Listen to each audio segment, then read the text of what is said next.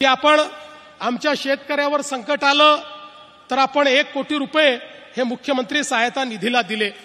मी याकरता आभार मानतो की काही लोक छोट्या मनाचे झाले आहेत।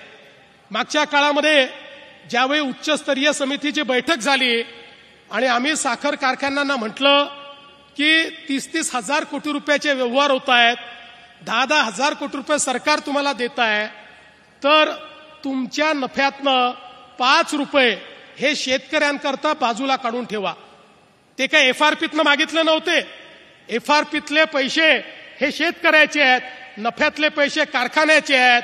आपण जर विचार केला तर या ठिकाणी 200 कारखाने आहेत, फार तर 25 लाख रुपये एका कारखान्याला त्या ठिकाणी आपण बाजूला शेतकऱ्यांकरता काढून द्यायला सांगितलं, तर त्या कारखान्यातल्या काही लोकांनी, सगळ्यांनी नाही पण काही लोकांनी असा गजब उभा केला आणि म्हणाले शेतकऱ्याकडनं तुम्ही पैसे वसूल करताय, शेतकऱ्याकडनं पैसे वसूल करताय।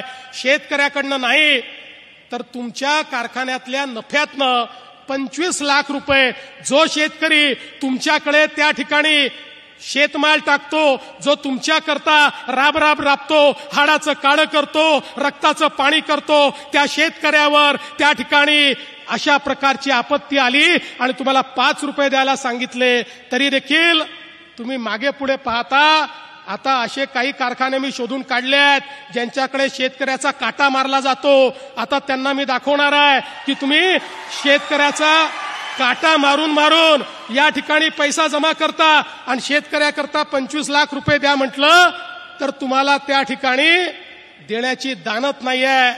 अरे तुम्ही मालक नाही आहे, या कारखान्याचे मालक आमचा शेतकरी आहे। त्यामुळे त्या शेतकऱ्याच्या पाठीशी उभं राहण्याचं काम या महाराष्ट्रामध्ये सरकार करेल। आणि मी सांगू इच्छितो, आज आमच्याकडे शेतकऱ्यावर आपत्ती आलेली आहे। आपल्या अहिल्यानगरमध्ये देखील इतक्या मोठ्या प्रमाणावर कधी पाहिला नाही असा पाऊस आला। आमच्या शेतकऱ्यावर आपत्ती आहे। काही लोक या आपत्तीचंही राजकारण करू इच्छितात, पण त्यांना मी सांगतो काळजी करू नका, आमचं सरकार हे शेतकऱ्याच्या पाठीशी उभं आहे। कालच अजितदादा, मी आणि आमचे एकनाथराव शिंदेजी आम्ही सगळे बसलो आणि शेतकऱ्याला जास्तीत जास्त मदत काय करता येईल या संदर्भातला आराखडा तयार करणं सुरू केलाय। आमच्या पाठीशी अमितभाई शहा आहेत, त्यांनी सांगितलं काळजी करू नका, काय लागलं ते केंद्र सरकारच्या माध्यमातून देऊ। त्यामुळे मी निश्चितपणे आपल्याला सांगतो, भरीव मदत शेतकऱ्यांना देण्याकरता राज्य सरकार निर्णय करेल।